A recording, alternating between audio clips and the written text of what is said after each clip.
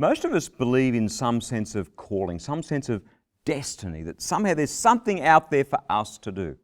Well, that's all well and good in theory, isn't it? But when it comes to the practice of living out that calling on your life, well, it's not that easy. The day today seems to crowd out any noble plans that we may have had.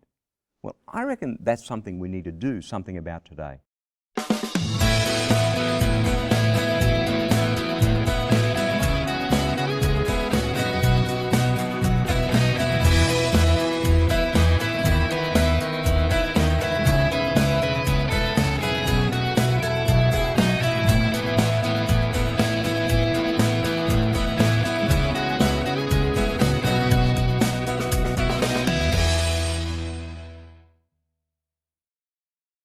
Hi, I'm Berni Dymet, and welcome to Christianityworks as we continue with the second message in a series that I've called Don't Waste Your Life.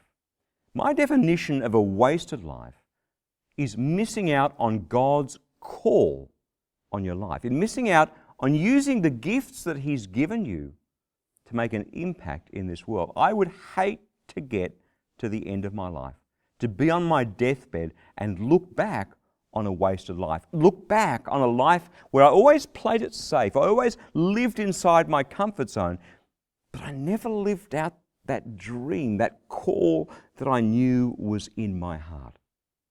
It's true, isn't it? We all have that sense of destiny. We all have this thing that we think, there's a purpose to my life. There's something that I'm meant to do. There's something that I'm meant to achieve. But the minutiae of the day-to-day, the pressures, when I was a young man, I had all sorts of dreams.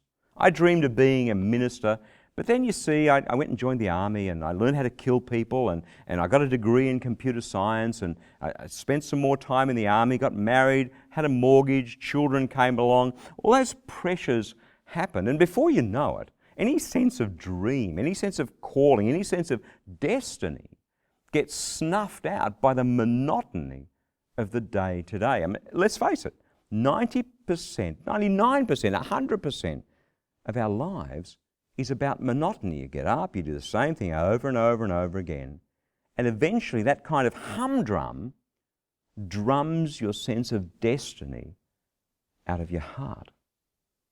And if you keep living that way, if you keep just doing the same things inside your comfort zone day by day, then one day it'll be your last day. One day, you'll be looking on a life that is full of regrets, on a life full of missed chances, missed opportunities. You'll be sitting on your deathbed saying, what if I'd done this? What if I'd done that? Friend, I don't want that for you. And honestly, with all my heart, I don't believe that God wants that for you either. Last week on the program, we took a bit of a look at the story of Moses. Moses is one of the biblical A-list. Moses is the second most talked about character in the Bible after Jesus himself. Moses has a pretty rocky start to his life. The Hebrews, the nation of Israel, are all captive as slaves in Egypt.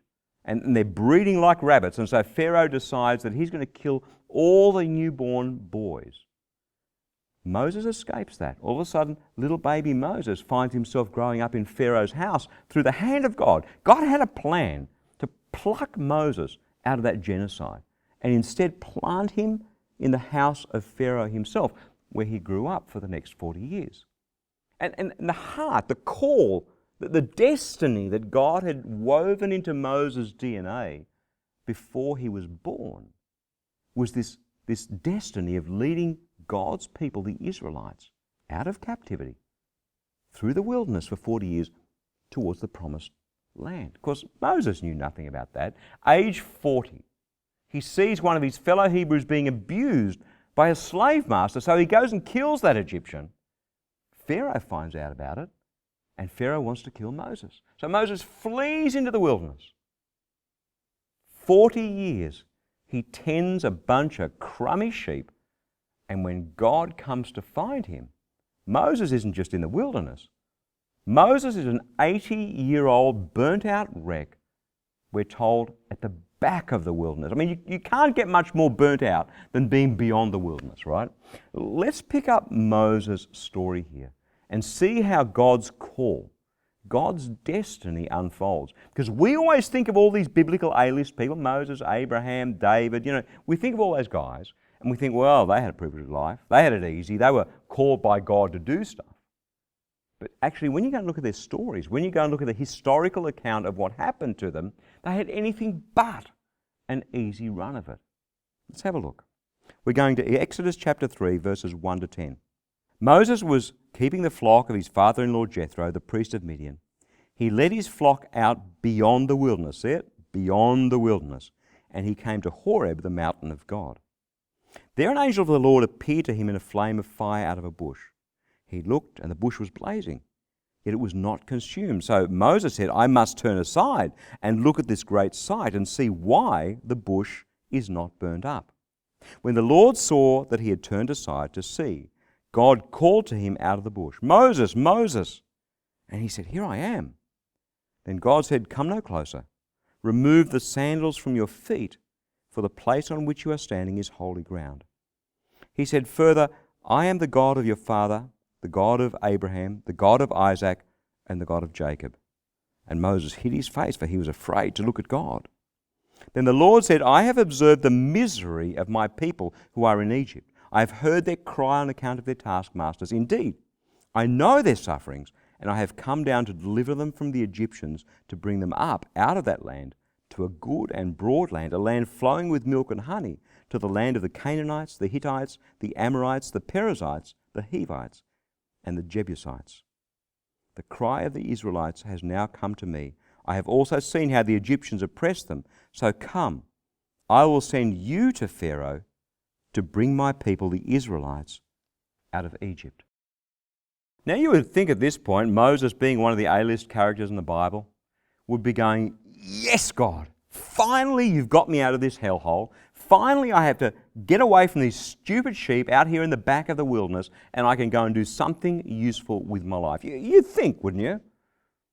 But that's not exactly how Moses responds. Let's have a look. Next verse, verse 11. But Moses said to God, Who am I, that I should go to Pharaoh and bring the Israelites out of Egypt?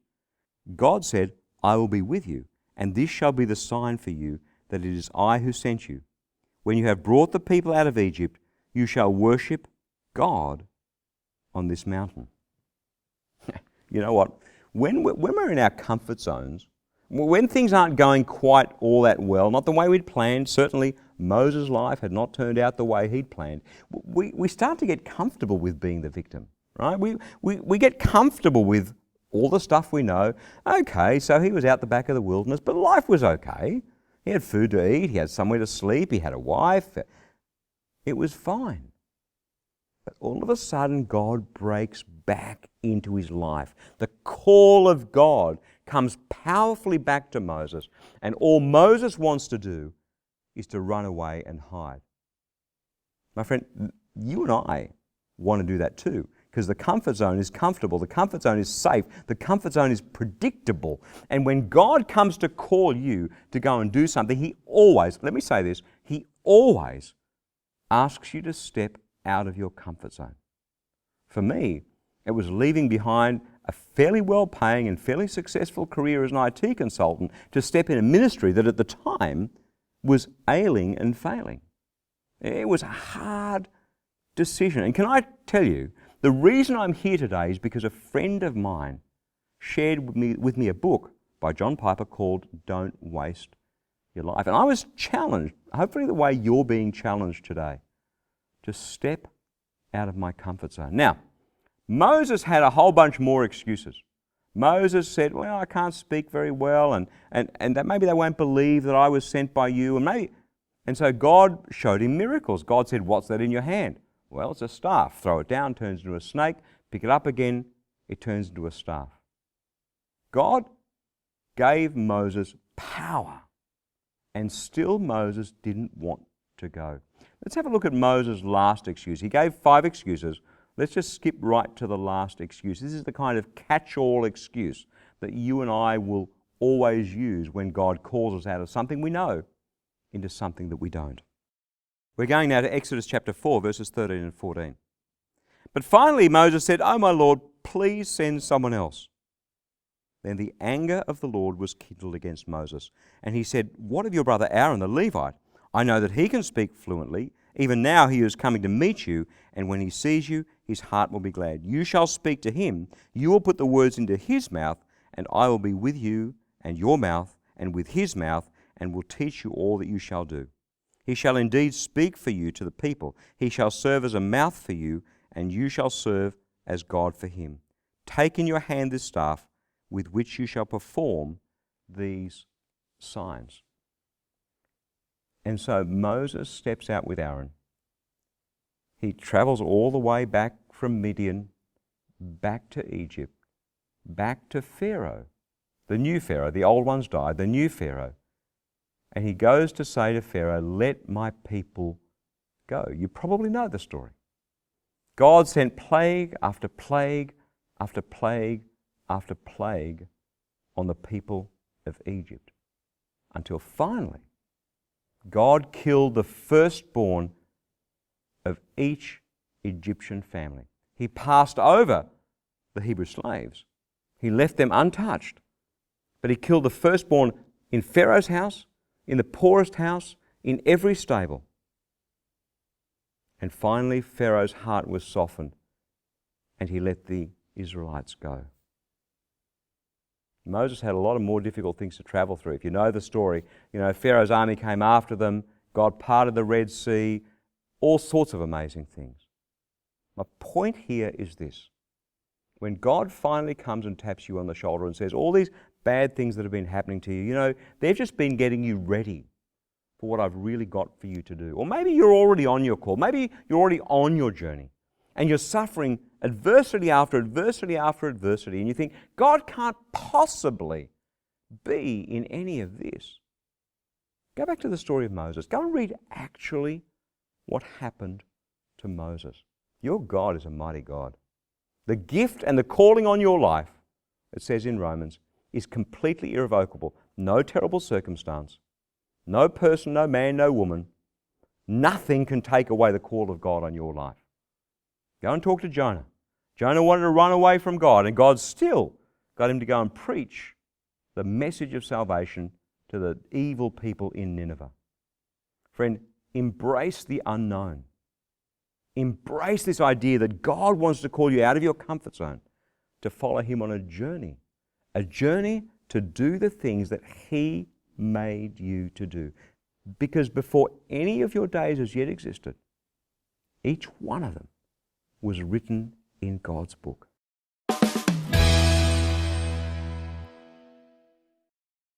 Don't waste your life. I believe that God has given you a life. He's breathed life into you. He's given you gifts and abilities so that you can use those gifts and abilities for his glory. And a wasted life is when we miss out on that call in our lives. That's why I'd love to send you a free copy of the teaching DVD and life application booklet called Don't Waste Your Life. Get in touch with us right now and we'll send a free copy straight out to you. I'm Berni Dymet and you're watching Christianity Works.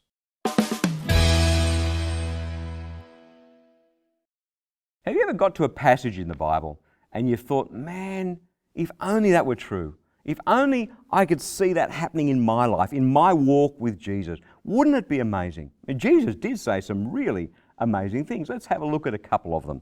We're going to Matthew chapter 17, verse 20. He said to them, "Because of your little faith, for truly I tell you, if you have faith the size of a mustard seed, you will be able to say to this mountain, move from here to there, and it will move, and nothing will be impossible for you." Wouldn't you love to live a life where nothing is impossible for you? Or another time, Jesus in John chapter 15, verse 7. Jesus says, "If you abide in me, and my words abide in you, ask for whatever you wish, and it will be done for you." That's brilliant. Ask for whatever you wish, and it will be done for you. If those two verses were actually true, Matthew chapter 17, verse 20, and John chapter 15, verse 7, imagine the life that you and I would lead. The life of power, the life of impact, the miracle-working life that you and I would lead. But you see the dilemma we have? It's kind of like, well, I read that stuff, but I don't see those Bible promises coming true in my life. I kind of struggle with this stuff. I would love to have faith the size of a mustard seed to move a mountain, but I've believed for stuff and prayed for stuff, and I haven't seen it happen to me. I've read my word, I've been close to Jesus, and I've believed in Him, and I've asked Him to do something I wish, and it hasn't happened for me yet. And so what we do, honestly, what we do is we take verses like this and we mentally kind of strike them out of our Bibles. We go, well, maybe that's true for some super spiritual Christian or that guy with a funny accent on television. Maybe that's true for him. But it can't possibly be true for me, can it? We kind of expect that when we follow after the call of God in our lives, we know in our heads that there are going to be some bumps along the way. We know it's not going to be perfect, but really in our hearts, we believe that it's going to be easy. We think that if God is involved in something that we're doing, then surely He's going to crash through every obstacle for us. I'll see a mountain that's in my road and I'll have faith the size of a mustard seed and I'll go, God, would you please just get rid of that mountain? And in an instant, it's going to be swept aside and you and I are going to walk through an easy road. That's kind of what we believe. And so we get out there and we start living our lives for Jesus. My call on my life is to share the good news of Jesus right around the world with as many people as I can get in touch with through television, through radio, through the websites, through books that I write. I want to share the good news of Jesus with as many people as I can. That's the call on my life. And when I stepped out to start doing that back in 2004, it was hard. I thought that God would quickly sort out the problem. The ministry was almost dead. There were no people supporting the ministry. We weren't producing any radio or television programs. I thought that God would kind of wave this magic wand and all of a sudden, ka-ching, it would all happen. And people today look at the ministry of Christianityworks and they go, well, boy, they're successful. That's going well. And I think you have no idea what this ministry has been through. You have no idea what the people in this ministry, what the leadership, what the board have been through. God has taken us on a wilderness journey. God hasn't taken us on the easy road from A to B. Let's face it, we want to fly from A to B, preferably business class, thank you very much. Well, God's not into that. God takes us on long, circuitous journeys to teach us lessons. Remember that we've been looking at Moses over the last couple of weeks on the program, looking at how God took him from this life of privilege in Pharaoh's house to tending a flock of useless, crummy sheep out in the wilderness, and then saying, well, now your 40 years of doing that's over. I want you to go back to Pharaoh, put your life at risk, and go and tell Pharaoh to let my people go. And Moses is kind of going, what?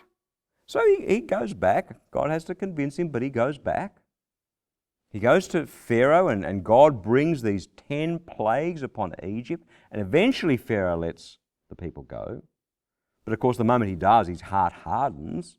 He sends his army, the biggest army in the world back then, after the Egyptians. It's only through the power, the miracle-working power of God, that the Red Sea is parted and the Egyptians are drowned as they chase the Israelites to the other side. So they get to the other side. Like God's done this amazing stuff. I mean, if you were one of the Israelites, one of the 1 million+ people in that crowd that Moses led through the Red Sea as it was parted, if you had been up on the hillside looking down at the Egyptian army being drowned as the ocean came back together, man, you would be going, what a God, right? What an amazing God. Those 10 plagues on Egypt, the miracle of passing through the Red Sea, when on the other side we're safe. God has brought us here. Hallelujah, praise the Lord. Isn't that the reaction you'd have? But then the very next thing that happens to the Israelites, to God's people, the people who with their own eyes witness the miracle-working power of God, is that they face adversity. Let's look at how they react the first time they come across adversity. The whole congregation of the Israelites set out from Elim, and Israel came to the wilderness of Sin, which is between Elim and Sinai, on the 15th day of the second month after they had departed from the land of Egypt. So it's not long, the 15th day of the second month. The whole congregation of the Israelites complained against Moses and Aaron in the wilderness. The Israelites said to him, "If only we had died by the hand of the Lord in the land of Egypt, when we sat in the flesh pots and ate our fill of bread. For you have brought us out into this wilderness to kill us and this whole assembly with hunger." So they're in a month and a half on the other side of these amazing miracles. But what they've noticed is there ain't much food out in the wilderness, right? I mean, they're getting hungry. They're starting to starve. And instead of saying, hang on a minute, God brought us this far, how about we ask God to provide some food? No. They went straight to Moses, complained against him, and notice they said, if only we died back in Egypt, at least back in Egypt where we were slaves, at least we had food, at least we had meat to eat and bread to eat. Here in the wilderness, we might be free, but we've got nothing. Why couldn't they remember what they saw with their own eyes just a few weeks before? What is it that caused them to forget the miracle-working power of God that they'd seen in their lives? You and I do exactly the same. You know, we've seen God do amazing things in our lives to get us this far. I don't know about you, but I have seen miracle after miracle. This ministry of Christianityworks should have been dead years ago for lack of support. You know, there were some really tough years. And I cried out to God. And I remember feeling a lot like the Israelites. When it looked like the ministry would have to fold after lots of hard work and there was no money and there was no support, and something told me to keep going. Other people were counseling me, close this ministry down. And yet there was something in me that said, keep going. And God provided, just as He provided food here for the Israelites. I mean, is it a surprise that God would bring you this far, and when you face an obstacle, when you face a need, when you face something you can't do for yourself, is it a surprise? Should it be a surprise that God would show up and do the things that you can't do? Time and time again, I've seen that God calls me to do the feeble little things that I'm capable of doing. And the big things, the feeding of the 5,000, the provision to be able to share the gospel with millions of people around the world each week, that came through the power of God. My friend, if you've been called to do something, if you've got gifts and abilities that God's sown and woven into your DNA to go and do the things that God has called you to do, that God has created you to do, the call and the gifts on your life are completely irrevocable. The call and the gifts on your life are completely irrevocable. God will show up. God will do the things that you simply aren't able to do. Listen what happened in this story to the Israelites. Exodus chapter 16, verses 4 to 8. Then the Lord said to Moses, I am going to rain bread from heaven for you, and each day the people shall go out and gather enough for that day. In that way I will test them whether or not they will follow my instructions. On the sixth day, when they prepare what they bring in, they will bring twice as much that they gather on the other days. So Moses and Aaron said to all the Israelites, in the evening you shall know that it was the Lord who brought you out of the land of Egypt. And in the morning you shall see the glory of the Lord, because He has heard your complaining against the Lord. For what are we that you complain against us? And Moses said, when the Lord gives you meat to eat in the evening, and your fill of bread in the morning, because the Lord has heard the complaint that you utter against Him. What are we? Your complaining is not against us, but against the Lord. So God showed up with the food that they needed. God showed up with the resources that they needed. There's a wonderful guy by the name of Amin Gershwin, and this is what he wrote. He said, when God is about to do something great, He starts with a difficulty. But when He's about to do something truly magnificent, He starts with the impossible. I know there are some people who are struggling today to follow the call of God in their lives. I know that there is someone out there today who wants to give up and turn back because it's too hard, because you feel like the Israelites grumbling against God, because you feel as though God has deserted you. But if you show up to God today with just about as much faith as the size of a mustard seed, which is the smallest thing you can ever imagine, watch what God will do for you. Don't waste your life. Don't give up on the call of God. Don't put your gifts from God back in a cupboard. Don't put the light under a bushel. Get out there.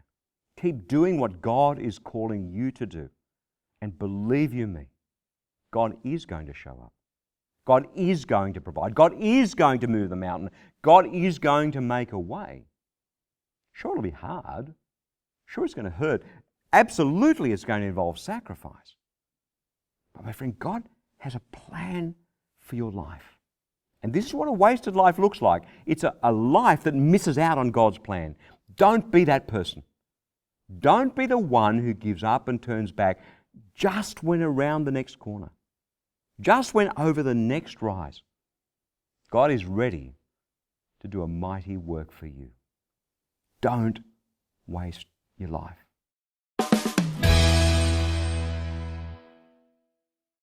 I'm Berni Dymet, and you've been watching Christianity Works. It's about all we have time for today.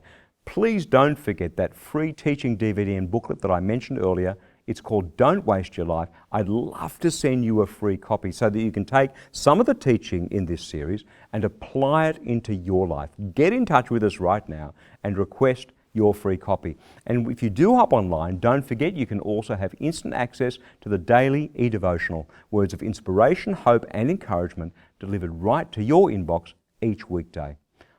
Well, I'll catch you again, same time next week with another message of God's love, God's grace and God's power for each one of us in Jesus Christ.